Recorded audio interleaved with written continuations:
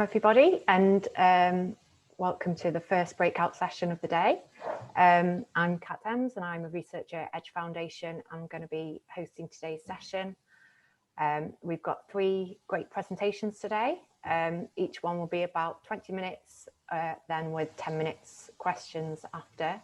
If we could ask everyone to put themselves on mute, please, while they're not speaking. And please use the chat function throughout the discussion and to add any questions and answers, and also we can come to people after the presentation for questions as well. So I'll introduce our first speaker of the morning. We've got Irina Maslo, who's from the University of Latvia, and her presentation is on efficient opportunities to engage employers within the curriculum, an example of the practice of the University of Latvia. So I'll hand over to you now, Irina. Welcome.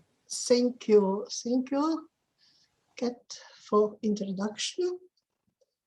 And I start sharing. Yeah?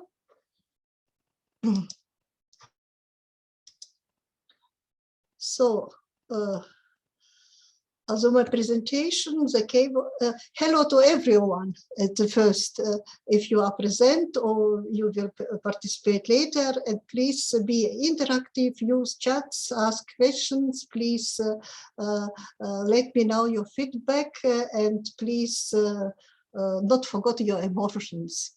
I think we will have interesting discussion. I hope, and thank you the organizers for this opportunity to present experience, long years experience. More about me you can read on conference page. Yeah, I speak today only focus it on opportunities to engage employers, and I will start with this very short.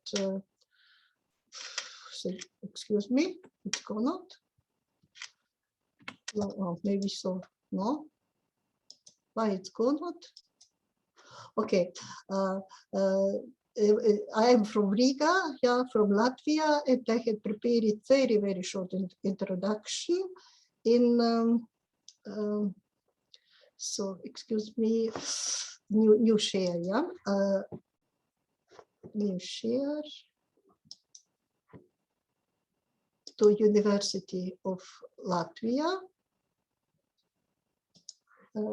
So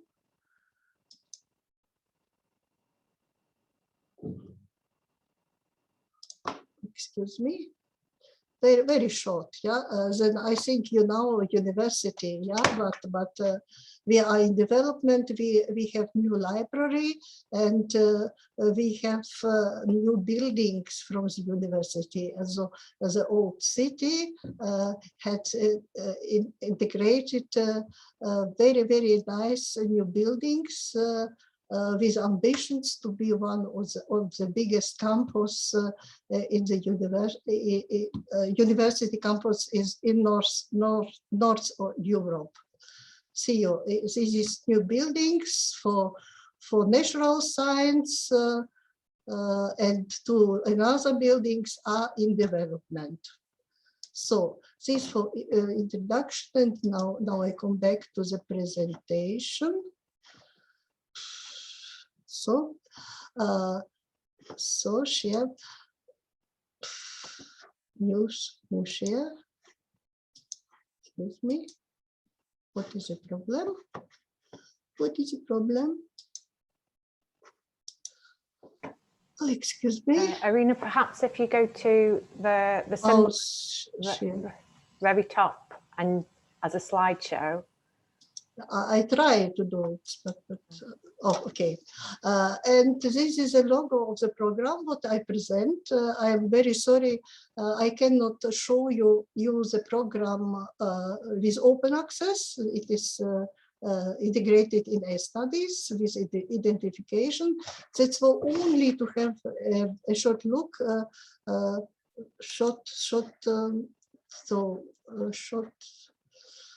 This I must close. How it? Okay. For example, so we have a Moodle system. If you see, And we have developed this program. It is, you see, some Gento Palacios is from Spain. It is developed by 4 universities. That's why we have such good program. But now it is integrated in another program only as a module. But what is necessary to see, maybe interesting for you, I open one of models. It is on assessment and evaluation of people with diverse special needs, for example. And we have what is different with Spain, with UNED. UNED is more professional competence orientated. We have 3 types of competencies. We use the Spanish system. There are 2 systems of competencies. And A, it is educators' competence, J, general basic competencies, transversal competencies. We have here with self-developed classification. And you can see these all competencies are connected to each semester. Yeah, we have competencies to each semester, and we have listed activities ways these competencies can be developed. So, Irina, yeah. Sorry to interrupt. We're still seeing slide 2. Should we have moved on? What slide 2? We are seeing slide 2. Oh, still. Excuse me. New share. Do you want me to share move the slides on for you? So this now you see? No, it's still on slide 2 at the moment. No, okay. I don't know. Why is the problem? I don't know. Susan, do you have the copy of the slides? Yeah. Yes. So if Susan shares her screen, and then you can just ask her to move through. Resume share. Susan has a copy of the slides, so she can share the screen for you. Yeah, it's very nice. And you can just talk through them. Yes, thank you. Can you share it? Yeah. Yes, I will just do that. Okay. If you just stop sharing your... I need to stop sharing, yeah? Yeah. Okay. Okay. I will share. Oh, sorry. That's okay. It is presentation, and now okay. I had the link to another.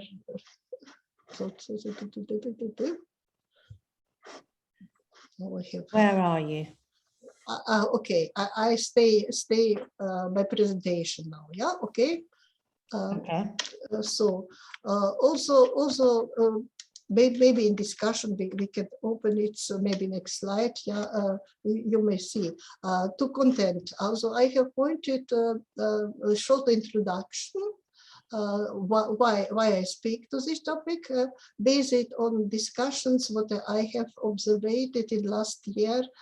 Thank Egg Foundation and thank another events, Natasha's events, webinars. I have synthesized the actual state of the problem, demand, and curriculum. But my main focus and my empirical research is based on workplace learning opportunities to meaningful learning, bringing it in life and work. Yeah, it is empirical. That's what conclusions are connected with this. Please, next slide. So also. You see the text, the full text, yeah? Okay. Yes. So it is, oh, no, back, please. Back, yeah. Also, you know, by John Buchanan, yeah, it is 2018, I think, was described the problem in competence-based system in vocational education. And he speak about the necessity to move from competence-based systems to capabilities approach. Yeah, and also we have competence approach. We have 21st century skills approach. It is transferable skills. Latvia at who is now on this stage, and capabilities for vocations. Yeah, for vocations. It is another approach, and that's what next slide, please. I would like to present you. It is published. This e-learning as a socio-cultural ecological system. My contribution. One next please. Model. It is published. It is human capability model. Maybe click on next. Yeah. So intra-individual, it is educational competencies. Yeah.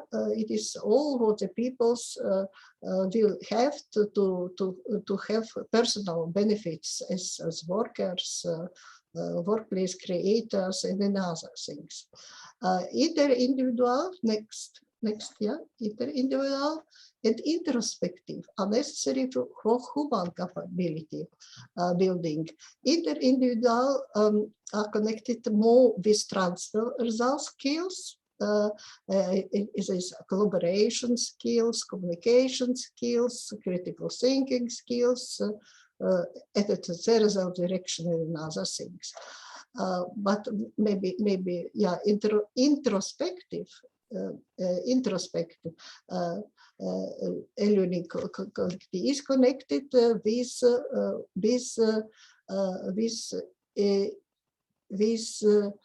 human capability, how peoples use our inter-individual competencies for develop our workplaces, for develop our learning situation, to develop life quality. Next, please. Next, please. Next. Okay.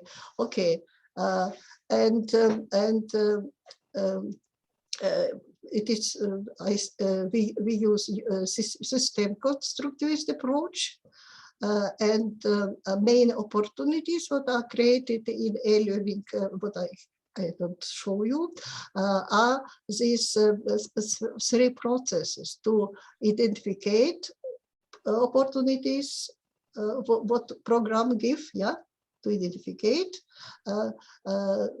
to create new opportunities maybe, and to select personal needs, what they need for their own workplaces. So the difference by these three approaches, but you see not what I show, yeah?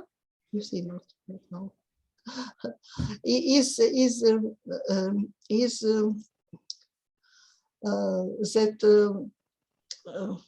yeah, it is important. The next one is important what the teacher do. Yeah, the teacher create collaborative activities, create communication opportunities, and help to overcome challenges. This is the structure of the program. And so we use the human capacity. It is on the right side of human capacity of the peoples, institutional capacities, what is needed in the country for economical growth. Today, I would like to write for communities, local communities too, and this depends on different contexts. Yeah, cultural, socio-cultural context is a socio-cultural context, and students can choose spaces, combined spaces to understand physical, virtual, and spiritual learning spaces must be combined on very different ways. Yeah, so it is a model. Next, please. But the problem. Yeah, next. Yeah, the problem now. The problem is defined last year by Trisha Fettes and Katherine Emms. And the problem what they face by curriculum development is not depends not on lack of skills, but on lack of opportunities in which to demonstrate and develop such skills. Yeah, this is the main problem. Then a program is developed for all teachers, but I have only small team of teachers who can facilitate personalized learning. Yeah, so the problem is how to create these learning opportunities. But see, I cannot show you. Can I share now screen? Try to share now. No. But anyone, it is last year published the book by West University Timishura, and it is the chapter capacity building in digital teacher education. It is published, but the publisher has very strong copyrights. Yeah. Next, please. Yeah, what I have here. Anyone in this book is describe it as what I have told you before. It is basic competence, general competencies, transferal competencies, education competencies, and in curriculum. Are opportunities created to communicate, to collaborate, to develop these opportunities. It is the main point. We need not to construct opportunities to learn content, but to do something with content related personal and workplace learning needs. Yeah. And to demonstrate, to demonstrate these opportunities, acting in different activities, and by self-evaluation of demonstrated activities, links to some models. If I can share, I can show you now, but I don't know. No, I am not host now. Yeah, or I can share. You cannot. I cannot start share. Yeah. Yeah, I can. You can share. I can share. Yeah. Maybe now it happens. Share. See you or not? Yes. Okay. Yeah. See you. The competencies are defined for each semester. For each course, each semester, it is one model consists of 6 courses to each semester, and it's connected to different activities. See you in what activities you can develop such competencies, and it is not possible to do by teacher self. It must be teamwork, yeah, or administration level, yeah. So. If I go back to the course, for example, for example, this, yeah, you see, we use WhatsApp, yeah, we use different tools, mobile tools and others tools, all possible tools. So materials we have in different languages, but what is necessary, they are created peer learning spaces, and students can choose use the peer learning spaces or use the WhatsApp. But I talk to students, it is necessary to publish in our environment these things. Then the ideas. Yeah, how they start, it is working room. Combine it with WhatsApp, yeah, but they can see you 20 in year 20. They see what the peoples have done. It is only 20 in previous years. This is very necessary. They can learn from previous years. For example, maybe this is the same year, yeah. And here they discuss, and I can intervene, yeah. I can acknowledge the work or link to some other things, etc. Yeah.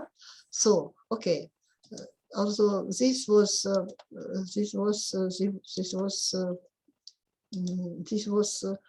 how we work, but in some minutes we cannot see the whole system. It is it must be longer time, and I am open if it is interest. You can look at. And what is interesting? I use learning statistics from 2015 to 2020, and I have selected my courses.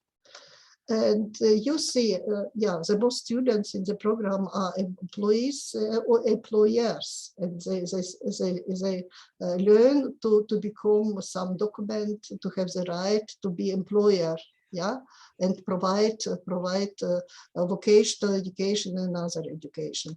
And you see, these are months where I have worked. You see, the activities of students is very high. Last year, I teach not more. Yeah, it was the last year I teach it.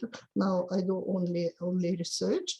And you see, yeah, only this course, students were active. Yeah, active in communication, in collaboration, and in other things. Yeah,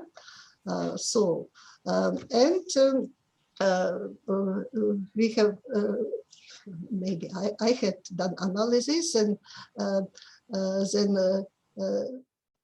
despite the opportunities provided as activities, learning spaces, they are adults, and adults are different needs, personalized needs to be active, yeah, and also it's employee stories, narrative interviews we selected and use it Knowles and Sava. Adult needs factors analysis of adult need factors. Yeah. Just 2 more minutes left, Irina. Yeah. Finish. Yeah, some slides. Okay. Yeah. Thank you. Also, computer-supported analysis was be done with open coding, and then memorization the data, and then looking for minimal and notable conditions what the students need, and it is now selected. Yeah, also students need balance from life and family and work and studies. Yeah, they need training, cognitive abilities, fulfillment, and other things. Self-direction without self-development needs. And by the analysis, we have found four prototypes. Yeah, we have seen what opportunities must be provided. We need to provide the reasoning training in each program. Reasoning. Why I do it? Why I read these resources? Why? Yeah, why for what I do it? Yeah, combine it with responsibility and self-direction, and then they lead to understand vital and social needs for life and work ecologies. Yeah, the second prototype is we must start with delegated of responsibility in training. Yeah. Combine it with training of personal autonomy. Then not all people's adults are personal autonomous. Self-directed training, and then they start to understand vital and social needs of life and work ecologies. The third prototype is people's will strange without social development, but it slowly go to balancing of life and work ecologies, and both of them is another one. The last one slide, I have some evidences. If we have time, we can read.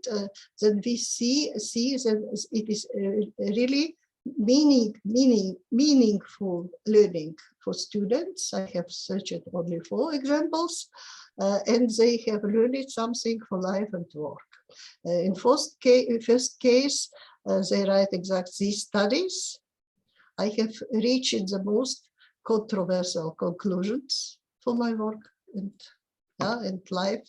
It was meaningful, meaningful for this student for the self-directed studies. The another one critical approach to process and studies themselves is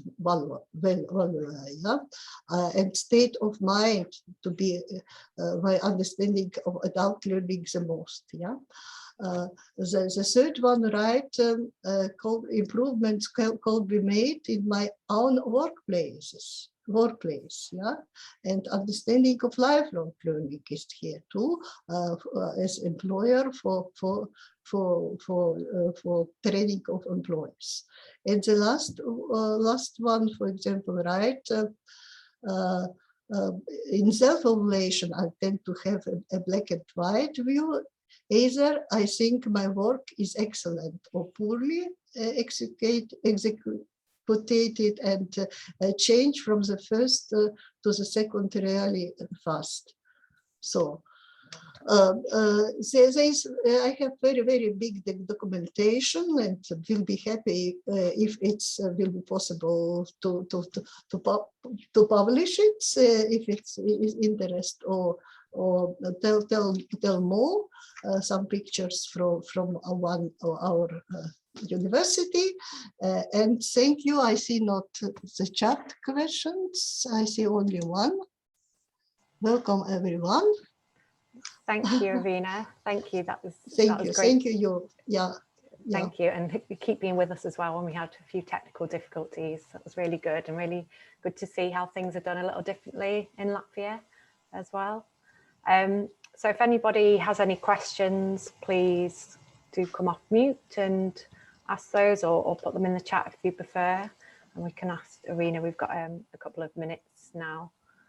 I wonder if you could stop sharing your screen, Irina, please. Stop. Yeah. Okay. Yeah.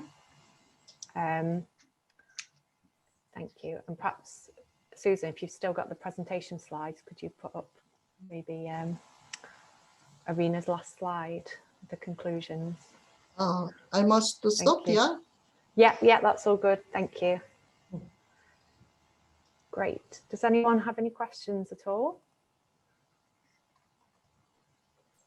Sorry. Questions. Maybe some feedback. Was this useful or not? Or was it clear or not clear? I think it's really useful to see, a different approach, and also particularly kind of giving the students that opportunity to reflect, I think, on their own learning. Andrea, did you have a question?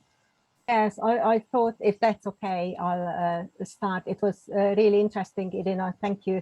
And I was just thinking that you have outlined the evaluation of a program, and I just wonder, what are the next steps? Because you seem to come up with quite positive evaluation outcomes. Now I am only on publishing of these outcomes. Then I had done very much research. Very much have investigated practical. The situation is you can read preparing teachers for initial education. It is a report published by European Commission. Maybe Kat can write, or Susan maybe can write in chat, preparing teachers for initial teacher education. And it was recommended as one of the 15 best practices in Europe. and we had very much students, but in this report you can see it was not supported by administrations, that it is competitiveness between the teachers, and such one work let teachers work very hardly. Now by coronavirus, people understand it. So we have started with e-learning in 2007. It is much more work as to go and to teach some lecture, and that's why there are very much problems. That's why I concentrate me now on dissemination on different events, and it is very good recognized international. It is accredited 2 times in Latvia, and can it was possible to continue the program till 23. It is accredited till 23, but last 1 year ago it was closed and integrated. Then we had 4 similar programs, for similar programs, and it was not good for faculty, Do you understand? Then we have reforming of higher education, and the number of programs had to be reduced. On one side, on other sides, for accreditation of professorships, professors need to be created of new programs. That's why some new programs was created, and this very good program is closed. As model, it is not the same functions, and it's cover not all diversity aspects. Only selected. The program need to cover system. If we speak about diversity, it must be all types of diversity: cultural diversity, learning diversity, speaking diversity. Different types must be included.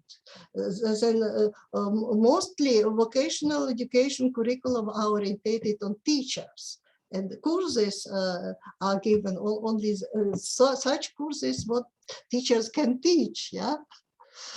This is one thing. And then another thing, my experience, I work on curricula since 19th, and Nuremberg recommendations for early foreign language teaching, it was evaluated 2004. Latvia had the first learning-oriented curricula, in foreign languages, but it is not easy to realize this in the practice. That's why it is a discussion how to support the teachers. Then it must be motivation, and we know the different generations have different motivation. To profit from work, to have good salary, or to help to see people to change anything. My motivation, as the people who know me, will always to change something. As it's more internationally, we can look how we can use it. I have about 2,000 self-evaluations, and to each activity I have evaluations, what students have productivity. I have the databases for different things, by my teaching courses, but I have observed very often self-evaluation is orientated only on content. We forgot the competencies. That's why I will be happy if you find someone opportunity. Maybe Natasha lead one book by Springer and invite me with Andrea together. Maybe we can look for opportunities. It is so much empirical facts selected, and if you have seen international, in your networks, this is one actual problem. In Latvia, it is not actual. In Latvia, we have now a transversal approach. But quality assurance agency started last year. Started with training of all level teachers to understand differentiation, individualization, and personalization as concepts. They are diverse. It is interesting. I have written dissertation, habilitation in 1995 about this. Great, thank you, Irina. Thank you. And if anybody would like to get in touch with you, I think your details will be on the conference platform along with your slides, so they'll be able to read those and ask you any questions through that. So thank you so much for presenting. And next we go over to Birmingham to Roy Priest will be presenting, who's from Birmingham City University. And Roy's presentation is on cascading the industrial mentors model for university industry interaction. So over to you, Roy. Thanks, Kat. Share my screen. Yep, sure.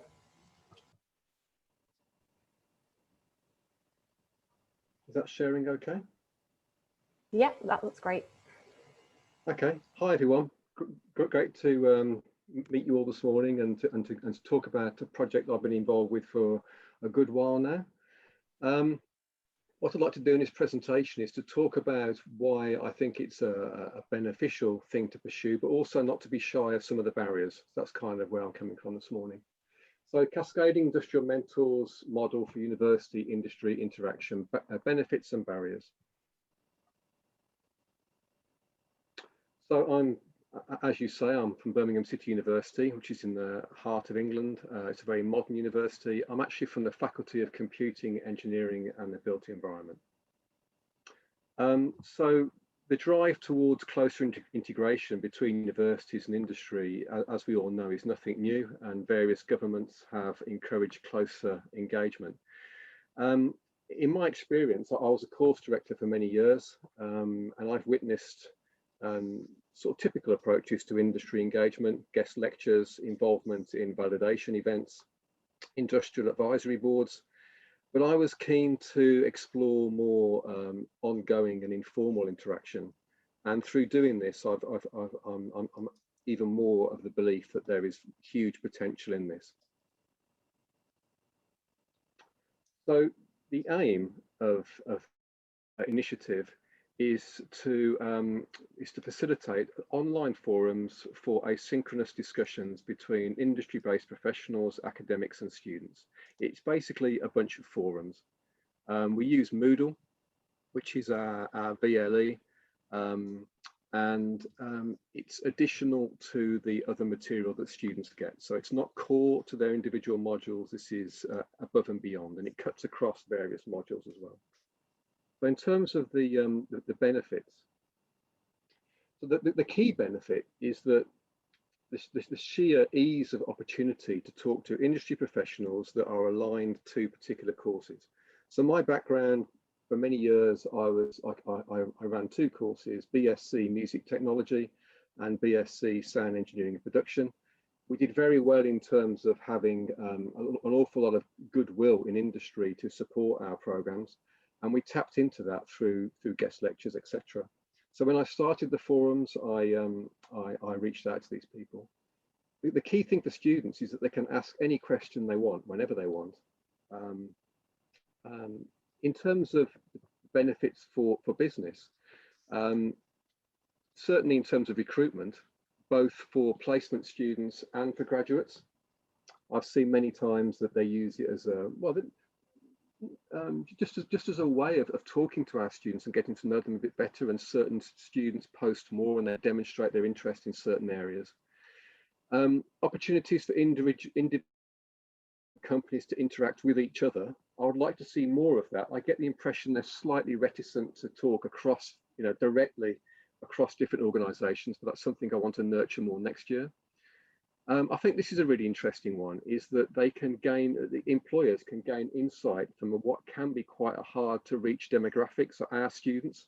So if you're thinking about, for instance, in the context of audio, we've got companies that manufacture audio products, and one of their prime customers is our students, and when they go on to become industry professionals. So they can actually, in such a fast-paced industry environment, they can get some very useful data from people who are end users. There's opportunities to explore potential research in areas that may not be able to resource internally. Yeah, in terms of for the faculty, for both for students and for academic staff is to keep up with technology-driven change. The faculty, the evolution in some of these sectors is so rapid, it can be very hard to keep up, and this is one way that we can ensure that we are, you know, match fit in all regards. It helps us in terms of curriculum development, live projects. We have a number of industry mentored final year projects, and at higher level research we have a renowned DMT lab, which is a sort of research hub as well. And then for individual academics, it sort of keeps their industry knowledge alive. It sort of feeds into their subject knowledge alongside their research.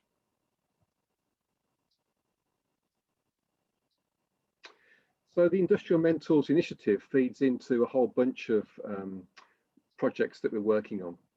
So like many universities, we have our guest lectures, we have the forums there, and my arrow there just kind of indicates levels of expected commitment from employers. So one of the beauties of the Industrial Mentors program is that it doesn't ask too much of employers. Being asynchronous, they can dip in and out whenever they have time. What I tend to find is that they respond to posts immediately, but they're under no pressure to do that. I get the impression that it's a relief from the day job, that it's something a bit different from the questions they're being asked, and they really relish the opportunity to talk to our students, but they're not under any pressure to do so.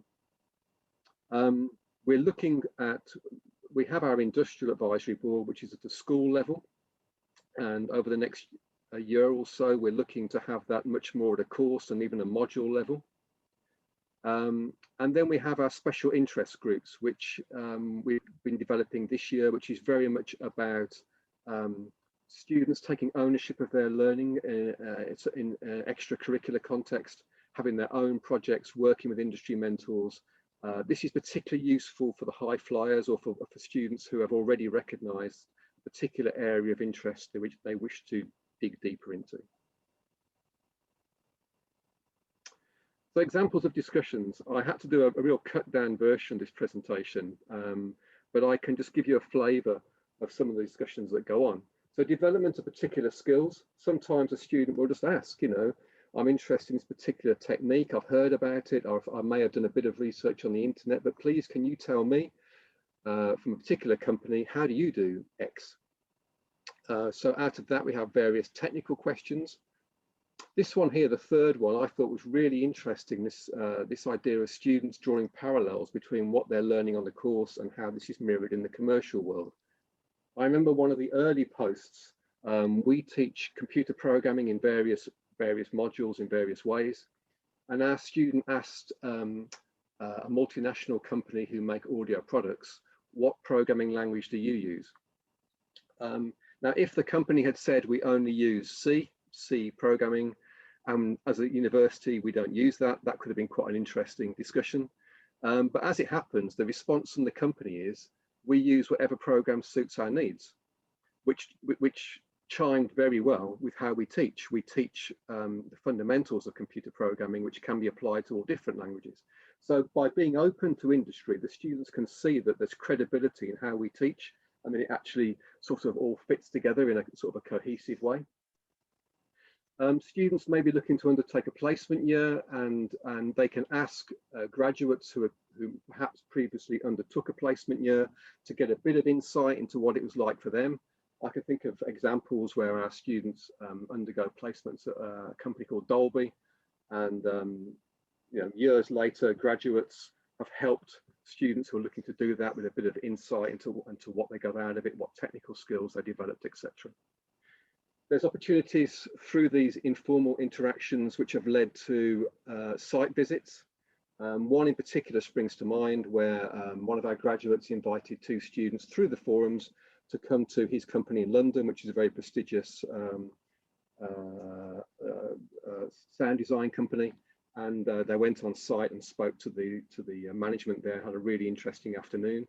Another one was another student who became interested in sound for theatres, and through forums she was invited to the Royal Shakespeare Company in Stratford, and she spent the day shadowing one of our graduates who had been in the role for about a decade, who was happy to show around and to give a real insight. And that has completely shaped her career ambitions now. That is what she wants to do. So that just gives an illustration of some of the potential here. Yeah, and sometimes it can lead into final year projects as well. So in terms of impact, the one that the original one, which is the one that I created, it was very much just me on my own doing it slightly under the radar. It wasn't part of some university initiative. It was just me wanting to try something new.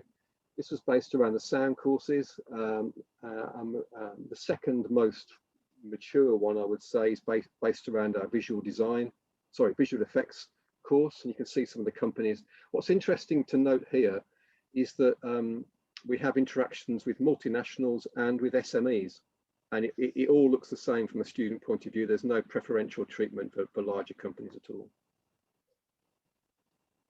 In terms of what happened next, I was encouraged to talk about it. So it'd been running for a little while before anybody quite realised, before the potential was spotted in a wider sense.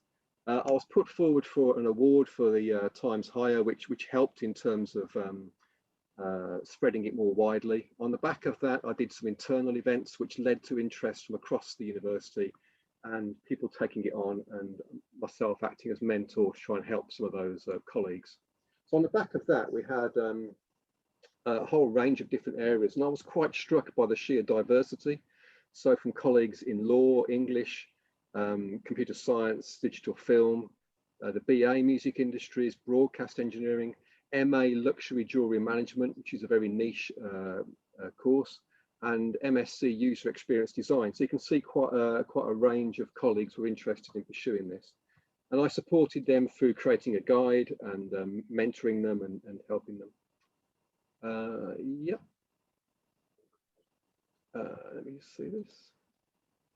Yeah, so I thought for this presentation today, I've been meaning to, it kind of gave me a nudge to carry out some further research I've been meaning to do for a long time, to kind of do a snapshot of where we are now, because the university has decided to adopt this more widely, and the industrial mentors now is part of our university learning and teaching strategy. So there'll be a push from the centre now to cascade this more widely. Up until this point, it's been quite an informal thing. So as this is quite a pivotal moment, I thought it was quite interesting just to look at and to be open about some of the barriers. So I had 8 interviews with colleagues from different courses who had different experiences of trying to take it on. So some of my comments now are born out of those interviews. So time commitments. So yeah, setting up these forums takes time, and it's not necessarily reflected in our work allocation model. It's seen as being extra, and it needs to be, for some people it needs to be more formally recognized in order for them to give it the time it deserves. There are technical issues. So as you can imagine, the VLE is set up for internal use only, and it took a little while to actually find a way to allow for externals to interact with our students through what is an internal system. But we achieved that, and that was fine. Sometimes there are issues with getting logons and that kind of thing, which brings us back to time commitment. I've had colleagues who've said to me that they want to give this time, and they have an issue with getting a profile for an external, and then other more pressing things come along and they have to prioritize that. It's important to get wider buy-in beyond just the initial champion, so it actually cascades across the whole course. The platform itself, so Moodle, I'll be honest, Moodle is rather dull in terms of students who are used to looking at Facebook and all the other more exciting platforms that they use. I've actually come around to thinking that it actually helps that it's slightly dull, because it helps the tone. So it helps the students to stay professional in the way that they interact with these people.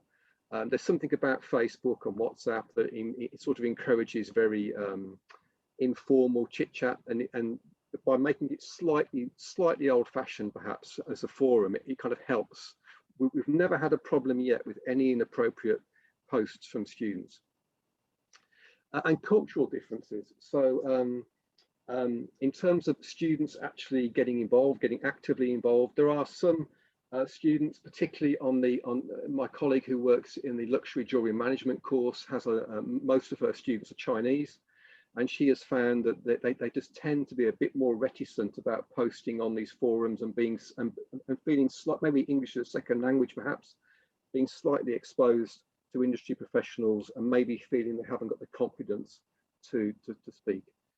One of the things I like about the forums is that people who are a little bit shy of posting on forums, and I must admit I'm one of them, which is kind of ironic perhaps, is that they still get benefit even though they don't post. They can still read all the posts from the other people and they still gain that insight.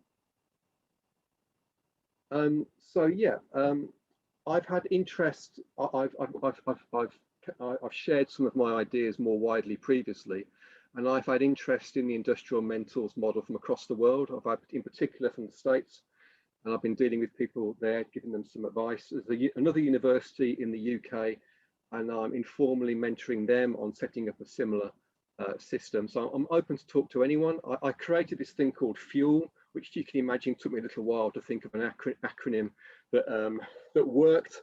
So you're welcome to join me for that. And yeah, and I'll be happy to take any questions. Thank you so much, Roy. That was really interesting and good to see you got the recognition you deserve for the programme. It seems really good. Great that it's been spread out across the university as well. I wonder if you could just post the links and your email address in the chat as well. So if people would like to follow links to LinkedIn. The link to LinkedIn, yeah, that'd be really useful. I will do that in a moment. And yeah, if anybody has any questions, please raise your hand or put it in the chat and I'll come to you. I wonder if I could just start off though, Roy. You said, you know, obviously you're going to get to a bit more reticent about using it and need that encouragement or support. I was wondering if there was any strategies or support that teachers put in place to try, or lessons to try and encourage the yes. So the way that I was doing it was obviously encouraging students to post and giving them suggestions as to the kind of things they could post about. What I found was that if anybody did post, I made sure that I thanked them and I gave them that sort of personal feedback to say, thank you, I spotted your post and I really appreciate that. And that tended to help. The university had a small pot of funds available for champions. So we had student champions. For my courses, I never actually tapped into that. I didn't bother. I was quite happy doing it in my own way. But I know on the visual effects course, they had 2 students who were paid a nominal amount of money to help to design the forum page to make it look a bit nicer. And they were so dynamic. They were actually reaching out to companies themselves to find new mentors to join the forum. And it's quite striking to me that on all the people that I've spoken to about this, not a single person from industry has said, no, I can't do this, I'm too busy. The closest I got to that was someone saying, I'll try it for a few weeks and let me see how it goes. And then they just stayed. So the amount of goodwill is, I think, quite incredible, really. That's excellent. Great, thank you. Has anybody else got any questions they'd like to ask Roy? Oh, there's one in the chat from Mia. What guidance did you provide for the industrial mentors to support them to facilitate these discussions? Yes, so the main, well, I tried to help them in any way that I could because I wanted them to kind of reduce the barriers. So I even did things like I created a guide and I put suggestions for how you might want to frame your email to a potential industrial advisor so that you're not trying to scare them off with anything that sounds a bit too demanding. So I helped them in that regard. In the guide, there was also support with how to actually set up the forum, how to set up the profiles for the individual mentors, things like that. So yeah, it was a comprehensive guide that has evolved over the last few years, and I keep tweaking it as more things come along. Excellent, great, thank you. Does anyone else have any questions? I can see Andrew's got a hand up. Yeah. Yes, and Natasha as well. So shall I start, Natasha, and then you can follow me? That was really interesting, Roy. I very much appreciated it. And it's an interesting initiative, and looking at also in, if you like, the title that you have mentors in it. But that immediately raises the question for me that anything which relates to mentoring is usually quite resource intense, if you like.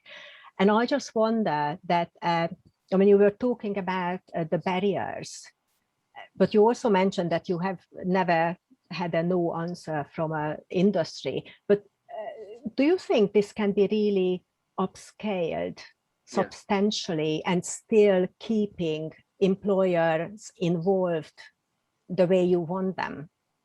Certainly, absolutely, yes. So I think it's just important to set expectations. So I know that there are more traditional mentoring schemes, and the other university that I'm talking to informally, they have a very traditional one, which is based around almost like a 1 to 3 kind of ratio, where it's very much about mentoring a small cluster of students, and that has quite a an overhead to it in terms of maybe going on site to that university in a kind of pre-COVID era, and actually they call it a speed dating session where they talk to students like that, as is deliberately meant to be informal and sort of time effective, I suppose.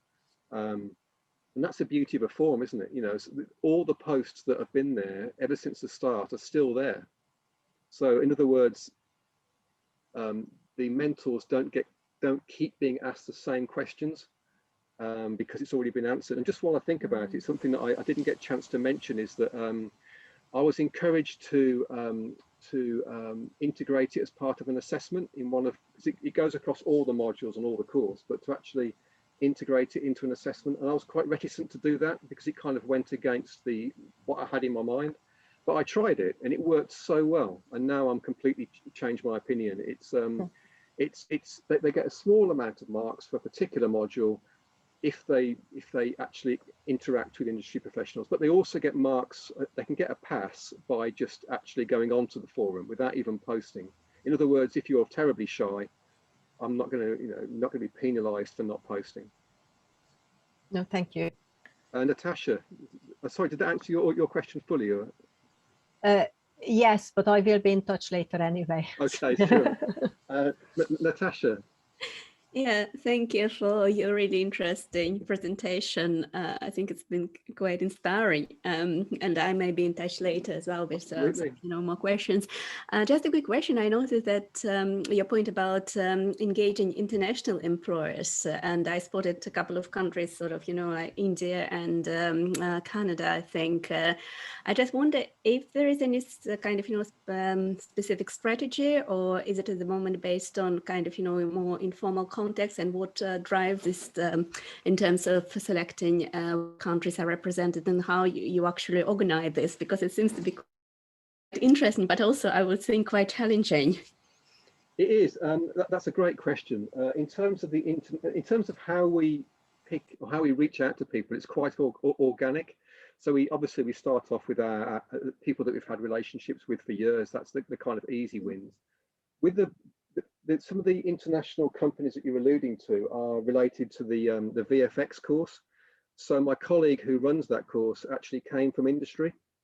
So what she did, she immediately tapped into her colleagues from around the world that she's known for many years from an industry perspective, and yeah, the students get to interact with people involved in this industry, which is very much a global industry.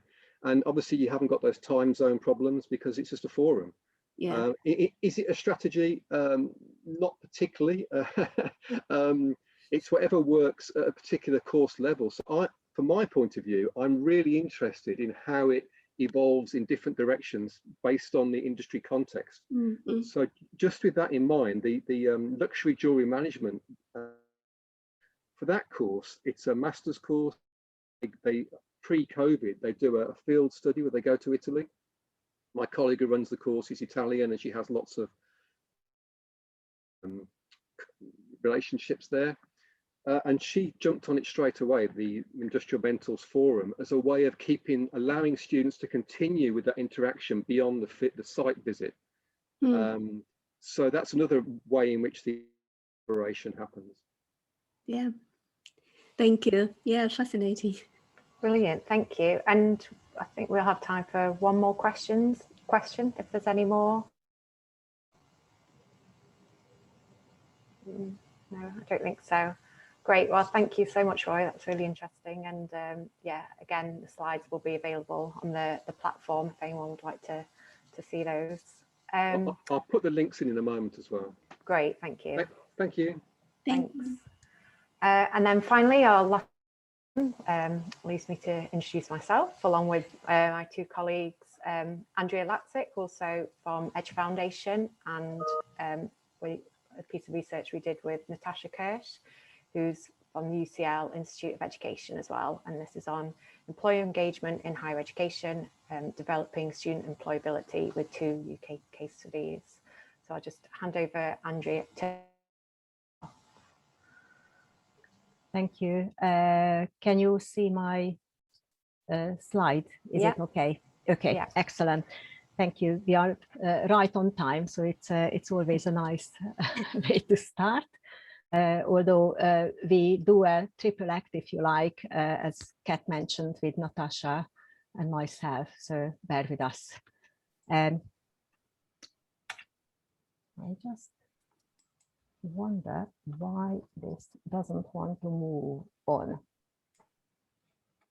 Oh, yes, okay, I got the trick. Sorry about this. Very briefly, just that you know what's coming up. I will very briefly talk about employer engagement at higher education and give you a little bit of context and methodological background to the 2 case studies. Then Kat is going to talk about what's happening in National Software Academy, and Natasha is talking about the Edge Hotel School as examples, and I will finally conclude. I'm not really planning to give you a comprehensive account of employer engagement, but I thought I would rather pick out some of the issues, ideas, and concepts which will be relevant when Kat and Natasha are talking about the Edge Hotel School and the National Software Academy. I mean, there is plenty of literature about the impact of meaningful, authentic, high quality and sustained employer engagement right across the board in terms of in all education institutions and really covering all age groups.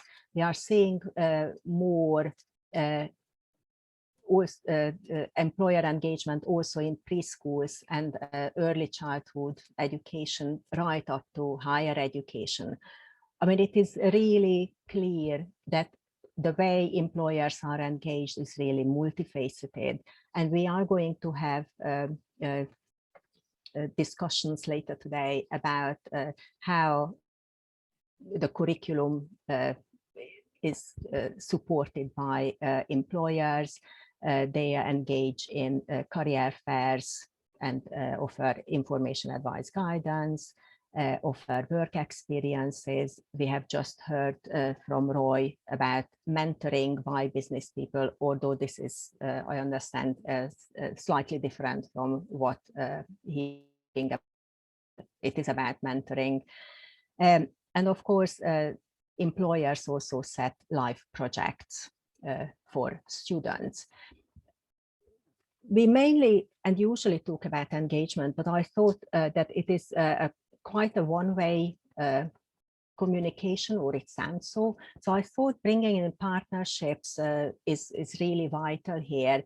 And I put a quote here on the slide by Anne Hodgson and her colleagues, which says providers and employers seek to work together in new ways from which both benefit and through which both are transformed. And I think this is really something we are moving towards.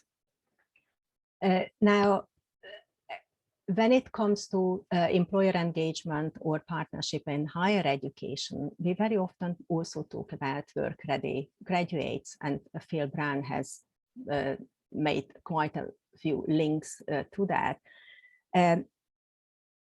And work readiness is really something which is more and more comes to the fore, and very often higher education institutions are now measured by how their graduates can be considered work ready. But when we talk about work readiness, employability skills, there is a huge variety of definitions and models, if you like. So we picked out one definition for employability developed by York and Knight in 2006, which is actually, we thought it's a interesting and a useful one in our case, which says employability is a set of achievements, understandings, and personal attributes that make an individual more likely to gain employment and be successful in the chosen occupation. Here again, I only would like to add that we are not only talking actually about gaining employment, but also maintaining jobs, and also later on move between jobs. Career path is now more complex than it was before, and we have to consider that. And of course, we talk about work readiness and work ready graduates, but while developing the different skills, we also have to consider that it is not only supporting economic inclusion, but these skills developments also have to lead to a fulfilling and independent lives. So looking at what we have done in the two case studies, we investigated how young people are prepared for the world of work and how this is achieved through the links between academic studies and practical and experiences. The National Software Academy, which is based in Newport, Wales, has been set up by the Welsh government in 2015. And it is part of the University of Cardiff. And the reason this initiative came about was by looking at the local skills shortages in terms of software engineers. And they were hoping to develop a workforce for this sector. Looking at the Edge Hotel School, again, this is another, we would consider it as an innovative example of practically based higher education provision, which was a joint undertaking by the Edge Foundation and the University of Essex in 2011. And by now, the Edge Hotel School is actually part of the university. It's a university department. Now, both cases and both higher education offer first degree courses. The approach to the work was very similar. We have done desk research, empirical research, and we have done a range of different semi-structured interviews with stakeholders, including we also have done observations. I'll stop here because I think Kat and Natasha have more to say. Thank you, Andrea. I'm just going to focus on some of the elements that we saw at the National Software Academy. So in their delivery of their BSc in Applied Software Engineering, we saw very close partnerships with industry and employer engagement across the course and the development of the course. So I'm just going to highlight a few that particularly stand out. But the employer engagement was really a key factor, a key thing we found that made it stand out from the traditional undergraduate courses that you might see in other universities, that deliver their courses. So for example, through project-based learning and teaching employability skills. But these also incorporate the kind of employer engagement elements as well. So as Andrea said, it was the NSA was set up in 2015, initiated by the Welsh government, but it was really developed in partnership with the university and also employers as well. And not just tokenistic one employer voice in the room, but a range of employers who really were there to design the initial curriculums, say what the skills that were needed in the industry, and really, yeah, that true collaboration from the beginning made the course curriculum really up to date and relevant. And then this isn't just at the beginning of the course, but it's also done on an ongoing basis as well. So every year modules are revised, and employers are given opportunities to input into that to make sure that that is kept up to date and relevant as well, which is particularly important for the software engineering industry because of the rapid changes that are happening, but it's also could be said for many other subject areas as well. It needs to be kept up to date and relevant to the ever-changing world as well. The next point was around the NSA, kind of the environment itself. You can see from the bottom photo in the corner there that it doesn't really look like a traditional university building with big lecture halls. It's more of a workplace-like environment. So open office space type learning spaces, bookable meeting rooms, collaborative spaces for students to book out and work together in teams, and then things like up-to-date technology that they actually would be using in industry that was used in the classroom as well as some industry practices that you might find, such as morning team briefing meetings as well. So really kind of getting students to understand what it's like to work in a workplace whilst they're students as well. There are many kind of ad hoc inputs from employers as well throughout the National Software Academy. These range from what you might see quite a lot in a lot of universities, kind of lunch and learns, bringing in industry experts to talk about their particular sector, their business, networking events, particular guest lectures. So as part of the course, if they could find an expert from industry to talk to teach a particular lesson, that they were used as well. And then employability skills was quite a significant thing at the National Software Academy. Students were developing these particularly well, things like team working skills and communication skills, problem solving skills, and these often were taught explicitly to the students. So for example, they'd have somebody, an external expert, come in for the day, someone from a particular employer, to teach them how to work as a team. So teaching them about the different roles you might play in a team, how to resolve conflict, how to what the values of a team member are. So explicitly teaching students to do this and then giving them ample opportunities to put these into practice as well was really key. And then some more ongoing, deeper relationships with employers were made through things like project placements, which I'll speak about briefly in a minute. Students were encouraged to do work placements throughout their course or during summer or holidays as well. And yeah, the client-facing projects as well, which if Andrew, go on to the next slide, I'll explain a little bit. So kind of taking a project-based learning approach, and we can see in quite a lot of other courses now starting to integrate these into their learning. But this was done at the NSA every semester, every year. So students had at least 6 opportunities to take part in a real world project. It would last about 4 to 6 weeks at the second half of every semester.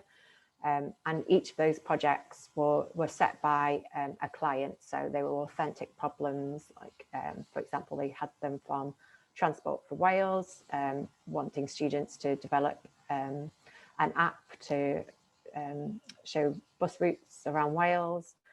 And they'd work together as a team to require from the client to communicate back and forth, getting ongoing feedback, and finally displaying their final product to the client. So they'd get that authentic assessment at the end from both the client and also the NSA lecturers as well. So this was really key in developing kind of that communication and language that you'd see in industry, team working and problem working skills as well. Okay, I'll hand over to Natasha now to talk about the Edge Hotel School. Thank you, Kat. Excuse me.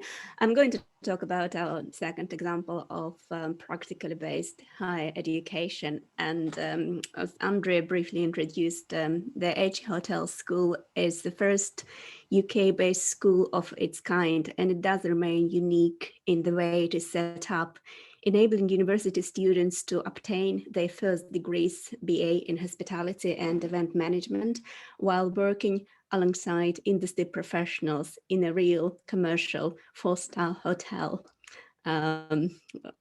which you can see on this picture. They do it as part of their degree study, spending about 2/3 of their time in the hotel.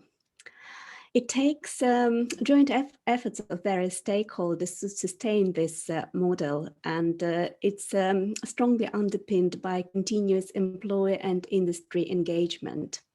The key element is what the school refers to as learning by doing or action-based learning. And it's about applying skills in real life workplace context, reflecting on skills, and more importantly, integrating academic and work-based learning on a continuous basis.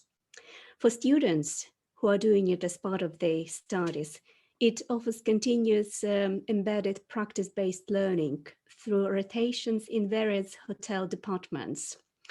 So they go through different departments such as reception, the food and beverage department, housekeeping. So the idea is that this leads to sort of industry readiness at graduation, specifically developing their strategic, managerial, and professional skills, not just through the academic studies, but also through the direct experience of key operative roles in the hotel, in addition to the academic experience. So that's when they actually graduate and enter their profession and take up roles, for example, as managers, they actually know what it's like on the ground. Another aspect of it is that this sort of, having skills or learning about trade skills, operative skills, is traditionally associated with vocational experience, but there is a direct crossover to higher education. And this is really important, that what they do, what they experience in different departments in the hotel could be actually related to what they learn as part of their academic studies. And obviously another side of it, it's a fully commercial hotel. It's not a training school, it's a real hotel with a TripAdvisor and Booking.com reviews and all that comes with that. And there are stakes in that. And the students are involved in this on an ongoing basis. And what it really sustains and facilitates is their professional identity in addition to their academic identity.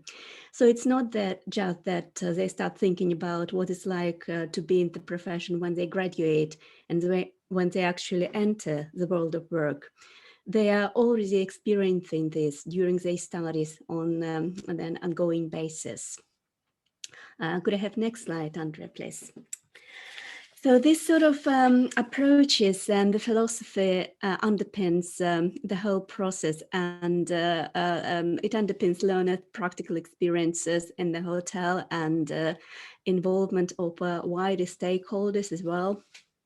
And there is continuous industry engagement that runs through the every element of this program. So students get their practical experience, practical opportunities in a real life context in the hotel, but at the same time, they are supported by their employers, they are supported by the industry representative in the hotel. So there is sort of, this kind of protective environment in the hotel with the room for mistake, and while do what they're doing in different hotel departments, there is still an opportunity for them to get guidance and learn from their own mistakes.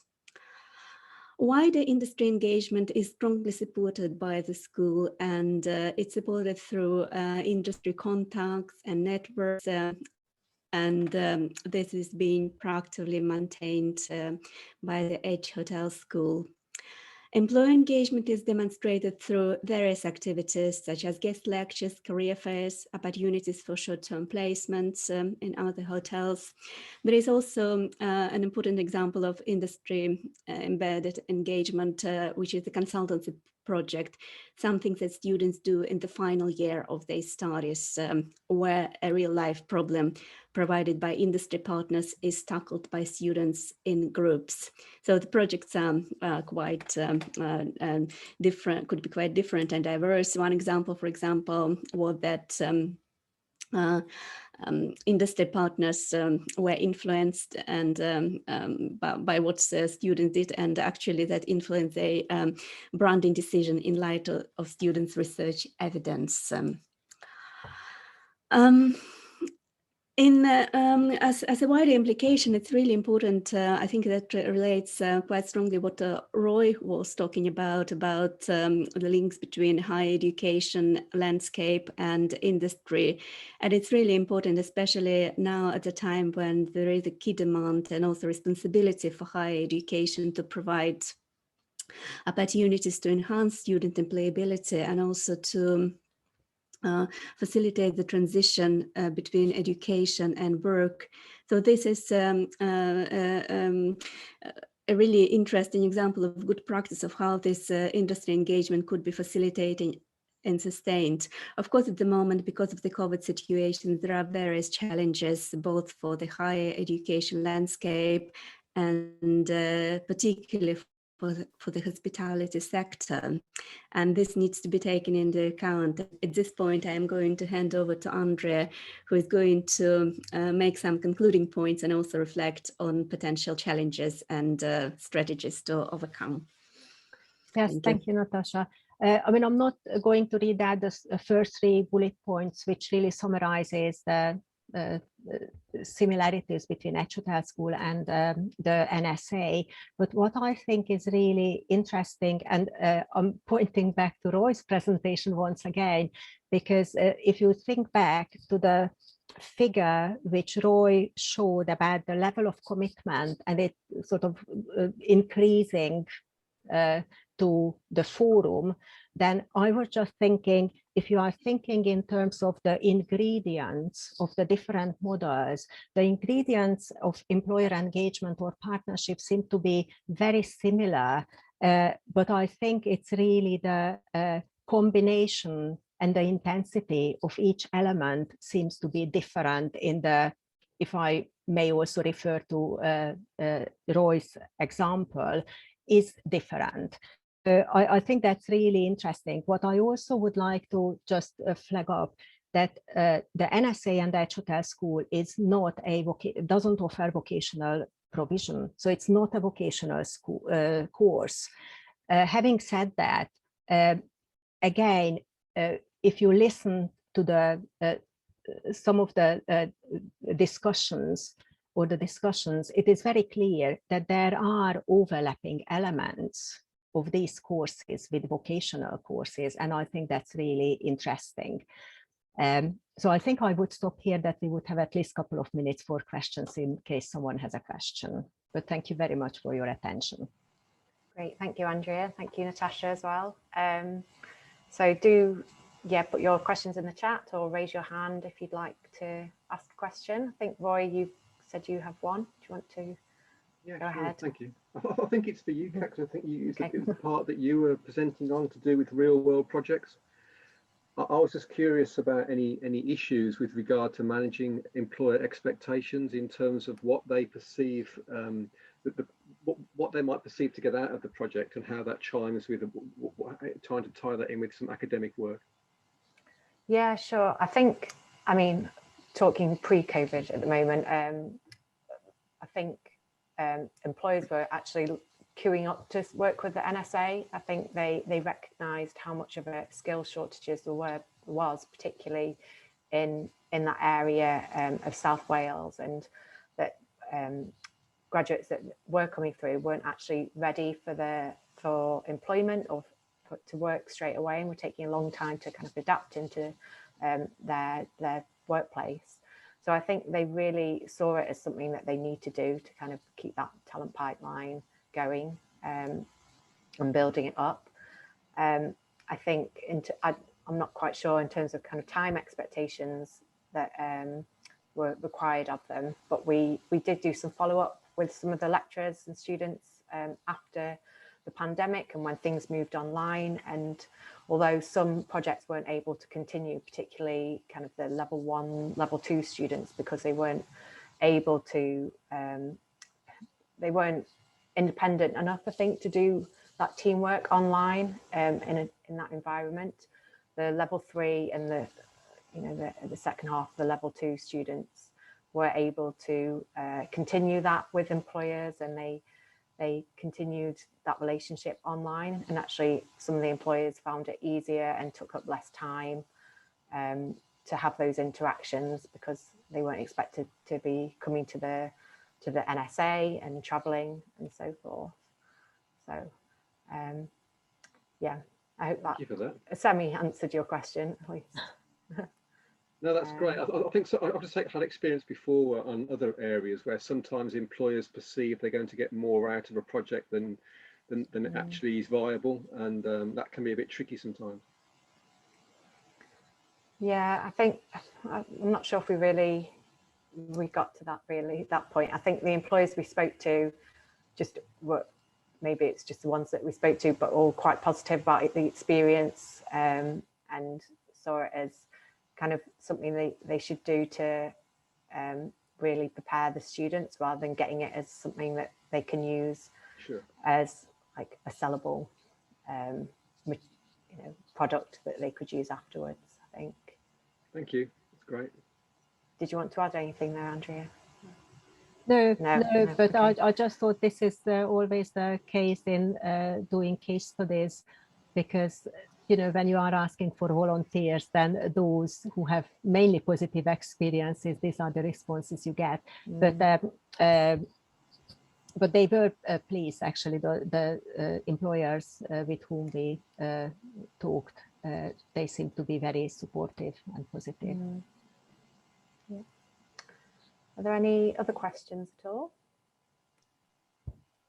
I would like to reflect. Yeah, yeah, sure. I will thank Andrea for pointing the point about the combination of different elements. Yeah, I think this is the main point. We have all very formalized approaches, but how to delegate employers, learners autonomy and responsibility to build personalized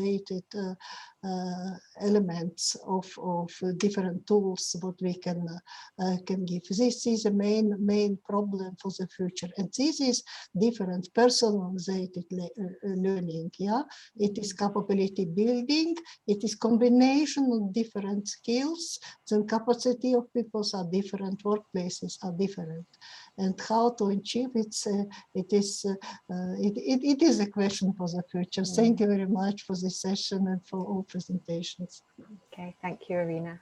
And I think you're right. I think that it was the combination in both these higher education institutions that made it such a rich kind of experience for the students. And that it's true that I mean, some of the lecturers we spoke to at the NSA, it is time consuming, and it's taking that extra time to build relationships, going to network meetings, and kind of implementing kind of different pedagogies that, rather than just lecturing to them, it does take extra time and workload. But yeah, they kind of saw it as their responsibility, and that these approaches paid off. And particularly, as the years went on, they were building up these employing relationships, and that yeah, by word of mouth, things were getting easier as the years went on, and that less effort was needed to put in to try and make new networks as well. So if we don't have any other questions, no, I'll finish there, and just to say thank you so much to all our speakers today, and everyone for joining us as well, and Susan on tech support as well. Thank you very much. Thank you, everyone. I think we've got the next sessions at 1:30, and there's a speed dating over Yes. lunch as well. So enjoy your lunches and see you all soon. Thank you. Bye. Nice to see you all. Bye. Thank you. Bye.